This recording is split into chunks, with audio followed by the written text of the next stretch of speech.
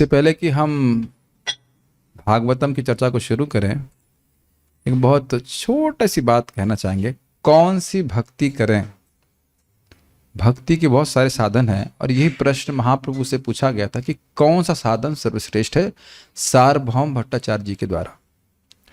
भाई देखिए, पहले समझ लेना पड़ेगा कि भक्ति हम जो कर रहे हैं, साधना भक्ति, उसका उद्देश्य क्या है। हम भगवान को स्फुरित अपने हृदय में कराना चाहते हैं। सीधी बात है, भगवान हमारे हृदय में हमेशा दिखे, मिनिमम सामने तो दिखे लेकिन हृदय में दिखे।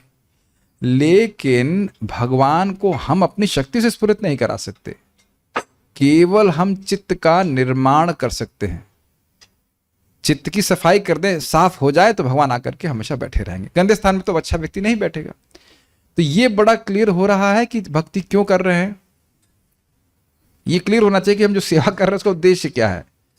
उद्देश्य ये है कि हमारा चित्त निर्मल हो जाए, कि भगवान हमेशा वहां पे रहें। तो अब आप ये समझ लीजिए कि चित्त का निर्माण, चित्त पे सीधा प्रभाव सबसे ज्यादा होता है श्रवण के द्वारा। ये समझ लीजिए। किसका श्रवण?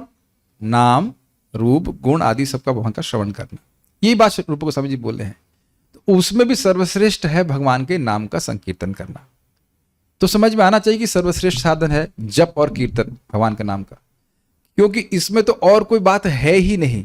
जिसमें कहूं कि कृष्ण का नाम का संकीर्तन बहुत अच्छा है, तो उसमें कृष्ण का नाम और बाकी सारी चीजें उस संबंध के कारण दिव्य हो गई, लेकिन वो दिव्य है नहीं वस्तुतः। कृष्ण का नाम बहुत अच्छा है, उसमें कृष्ण का नाम है इसलिए सब कुछ पवित्र करने वाला हुआ। लेकिन हरे कृष्णा कृष्णा कृष्णा हरे हरे, हरे राम राम राम हरे हरे, इसमें तो सभी चीज भगवान का नाम है। ये थोड़ा समझ लेना चाहिए। अब इसको प्रभुपाद जी बहुत सुंदर तरह से समझा रहे थे। जब महाप्रभु झारीखंड जंगल में जा रहे थे तो केवल हरे कृष्ण मंत्र के उच्चारण के द्वारा ही उन्होंने पशुओं में भी कृष्ण भावना जागृत कर दी। अब इस कंसेप्ट को सुनिए कि हमें अपने नाम जप को, नाम संकीर्तन को निरपराधी क्यों करना चाहिए। बहुत ध्यान से सुनिए, इसमें आयन प्रभु की शिक्षा भी हम डालेंगे। बहुत सुंदर, बहुत सुंदर। मैं कीर्तन करते समय भी मुझे स्मरण हो रहा था।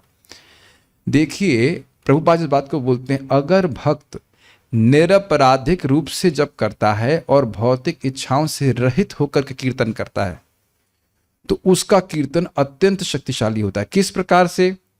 जो भी उस कीर्तन को सुनेगा उसकी भक्ति जागृत होने लग जाएगी, यद्यपि उसको पता न भी हो। What a wonderful process. इस बात को बहुत ध्यान से सुनिए। जो कीर्तन कर रहा है, जो बोल रहा है, वह अगर निरपराधिक रूप से उच्चारण कर रहा है, भौतिक इच्छाओं से रहित होकर कर रहा है। प्रभुपाद स्पष्ट बोलते हैं, मैं उसको पढ़ ही रहा हूं चतुर्चरितामृत, वाज वेरी स्ट्राइकिंग। तो यह पेड़ पौधे तक की भक्ति बढ़ने लगती है। वो तो जीव उसमें भी है ना। तो इंसानों का तो कहना का, यद्यपि वह नहीं जानते कि हाँ हो क्या रहा है। जैसे मैं स्मरण आ रहा है, मैं बाली गया था तो वहां पे हम लोग हरे कृष्णा पिकनिक कर रहे थे, नाम जपा रिट्रीट टाइप की। पहली हम लोग शायद किए थे, उससे पहले किए नहीं वो लोग कभी कुछ।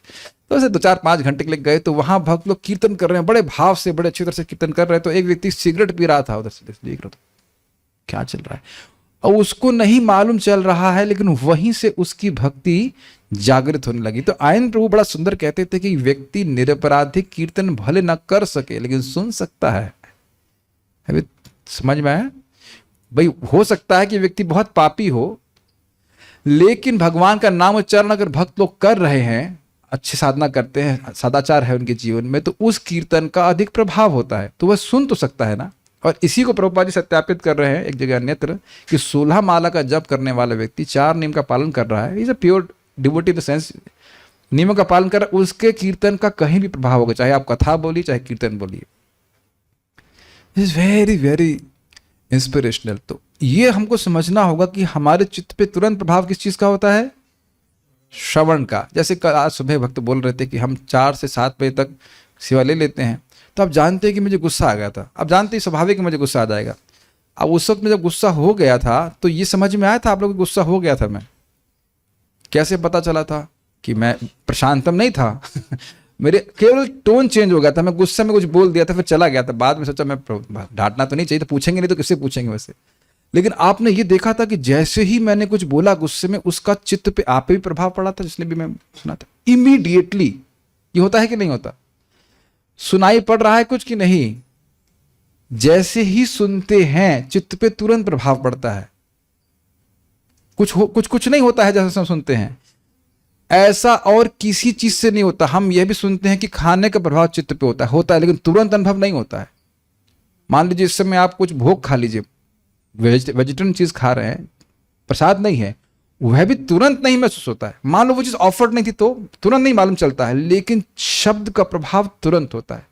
तो ऐसी भक्ति करने पे बल देना चाहिए जो हमारे चित्त को तुरंत प्रभावित करे। ये निर्णय करिए। देखिए, मेरे समझने का प्रयास कीजिए, मैं लोगों को ट्रेनिंग कैसे देता हूं।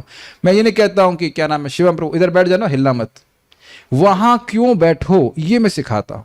Does that make sense? ताकि मैं चला भी जाऊं तो भी आपको पता है कि आप वहां क्यों बैठे हैं, यहां पे क्यों बैठने के लिए कहा गया। Does that make sense?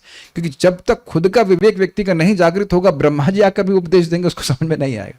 हम सहायता कर रहे हैं लोगों की विवेक को स्वयं जागृत करने के लिए कि हमारे लिए क्या महत्वपूर्ण। Does that make sense? मैं को डांटना मेरा उद्देश्य नहीं रहता कि मैं डांटता रहूं।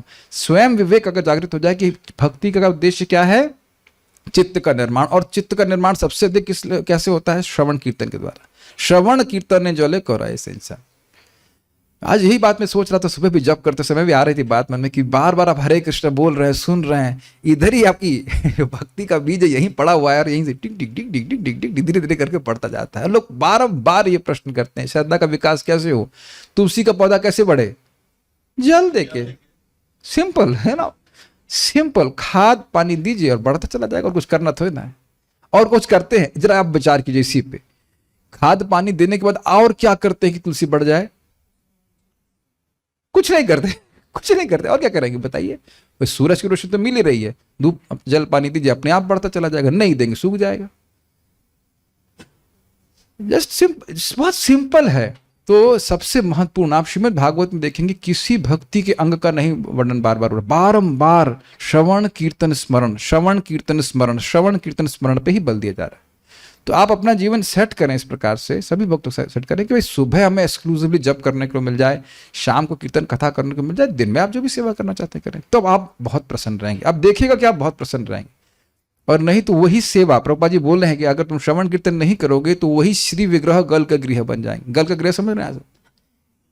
बोले हैं प्रभुपाद जी की, यू विल थिंक, तुम सोचोगे इस बुढ़े ने, प्रभुपाद ऐसे बोले, इस बुढ़े ने हमारे सर पे क्या बोझा दे दिया। प्रभुपाद ऐसे बोले, अपने लिए बोल रहे हैं। अगर आपको विश्वास रहेगा कि नहीं साक्षात कृष्ण है तो आप उत्साह से करेंगे। Make sense? तो ये प्रभुपाद बड़ा स्पष्ट बोले, सारा कुछ श्रवण ही श्रवण है, श्रवण सब चीज का आधार है, भौतिक जीवन में भी आध्यात्मिक जीवन। ठीक है? So start our class now.